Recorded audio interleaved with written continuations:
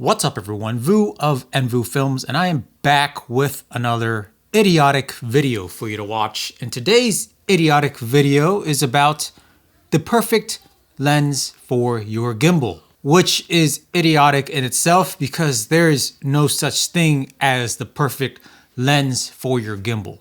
One of the most annoying things I have to deal with as a filmmaker, videographer, D-bag is the fact that I see a bunch of questions on Facebook threads, Facebook forums, with regards to filmmaking. And I see people asking, what is the perfect gimbal lens? And the overwhelming majority of the time, someone mentions a 24 millimeter, a 20 millimeter, or something along the lines of a 16 millimeter, 16 to 35, maybe a 35 millimeter. And at the end of the day, what are those lenses? They are wide angle lenses. Generally speaking, I do not know how this came about. Maybe in the past when gimbals were weaker, the lenses that are smaller, like wide angle primes, might have been smaller, lighter, balanced better. I don't know. Or there has always been that notion that wider lenses has more movement. And that is true. When you have a wider lens and you start moving with it, even the most minimal movements look a lot more drastic than a telephoto lens, such as a 50, 55, 65, 70, 85 or more.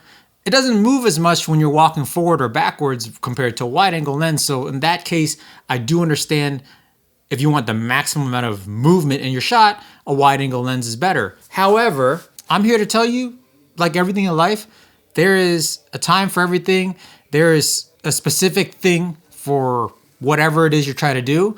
And such as lenses, it all depends on what you're filming. For example, if you're trying to gimbal a venue for a wedding, real estate, what have you, trying to set the scene, you want to show the environment, that is when wide angle lenses are perfect. A 24 millimeter or a 17 to 28 Tamron. This is for the Sony E-mount. I shoot on Sony a7S III, so this is why I have a bunch of Sony E-mount glass that I'm showing.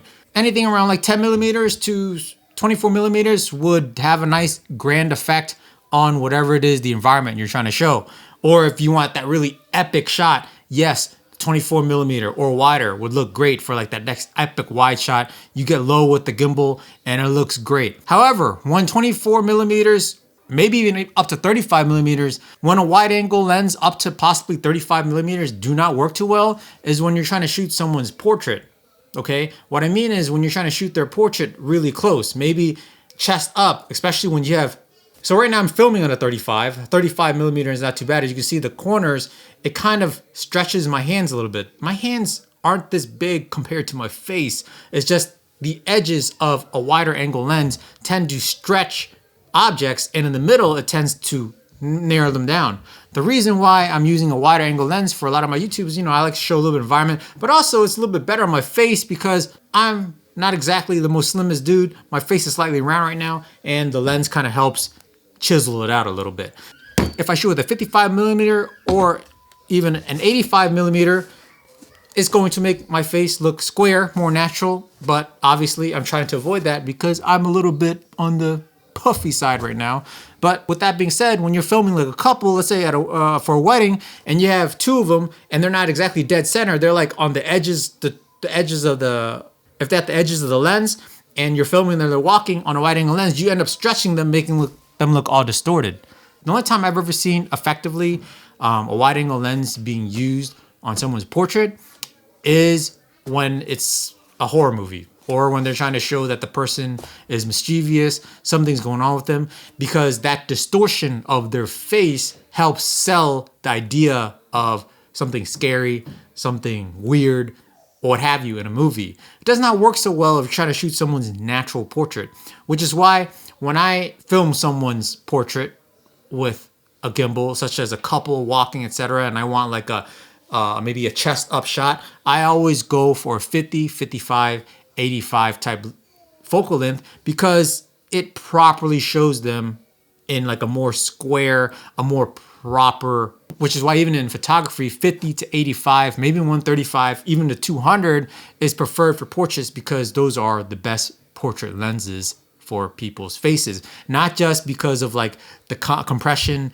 and background blur or what have you. It is actually the way those lenses shape their face. from chest up. What I recommend, if you want to shoot people with wide angle on gimbal, I recommend shooting their whole body, because that way you're further away from the subject. You are using the wide angle for this because you're trying to show the full environment. You have their whole body, you have the movement, and it tells a story that it's supposed to. And also it limits the distortion because obviously you're not all up close to them. However, when you have wide angle lens and you start shooting up close to them, they start looking all distorted. And that's usually the most common issue I see with new filmmakers, especially for weddings, etc. When they're on gimbal, they have a tendency to shoot on gimbal all day on a super wide angle lens, and then they try to do everything with that lens. They try to do the wide shot and they try to do the up close portrait shots, and the up close portrait shots end up looking like some hot trash because the subject is all distorted due to the fact that they're shooting a wide angle really close to the subject. With that being said, I will tell you what are my thoughts on the quote unquote perfect gimbal lens, if there's even such a thing.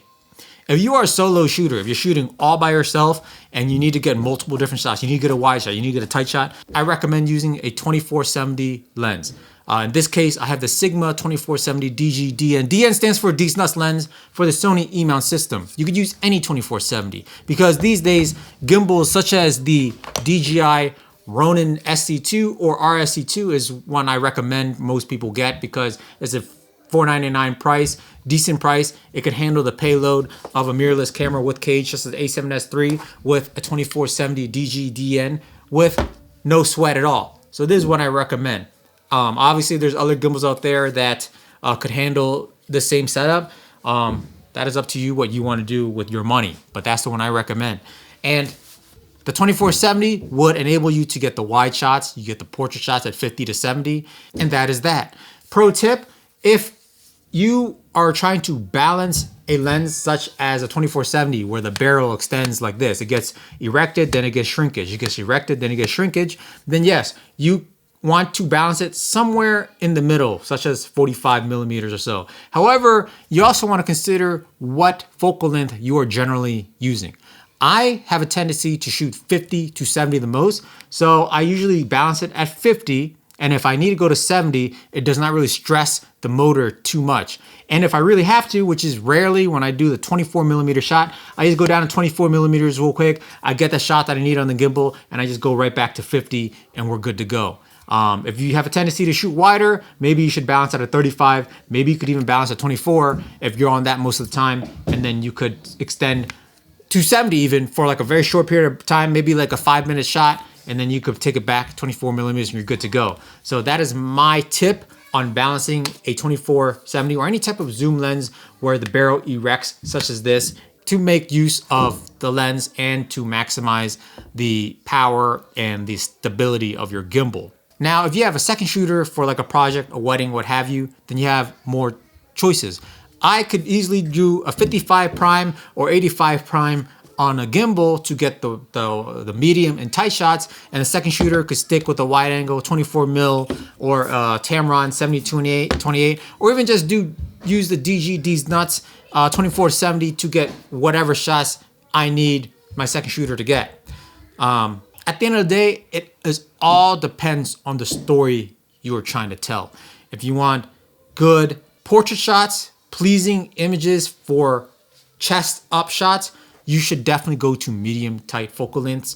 And then if you want a wider, more epic shot, or if you're trying to tell that type of story where the person is being mischievous or just acting funny, something crazy is going on with them, then you could take the wide angle and film up close portrait of them to make their face slightly distorted. With that being said, I highly encourage you to experiment with different focal lengths, whether it's your zoom lens or you have multiple prime lenses. If you're not familiar with them, try to test them, experience with them to see which one works best for you in certain situations. Because the reality is there is no perfect gimbal lens. It is all dependent on what you are filming and the story you're trying to tell, what you're trying to achieve with the footage. Like I said, wide angle, good for wide, epic shots. Tighter, good for more portraits, telling a story with an individual, things of that nature. There's a lot of psychology, I guess, and science that goes into all this kind of stuff. But just watch a movie, Next time you watch a movie, just observe each shot, observe the focal length they're using or appear to be using, and see how they use those lenses to tell that particular narrative they're trying to tell. With that being said, guys, that is it for today. Hope the video was somewhat informative. Hopefully it helped you decide on which lens you want to use on your gimbal for your next shoot. If you liked the video, please hit the like button and give this channel a subscribe. It would help me out greatly to continue to produce idiotic content such as this. And until next time, line up.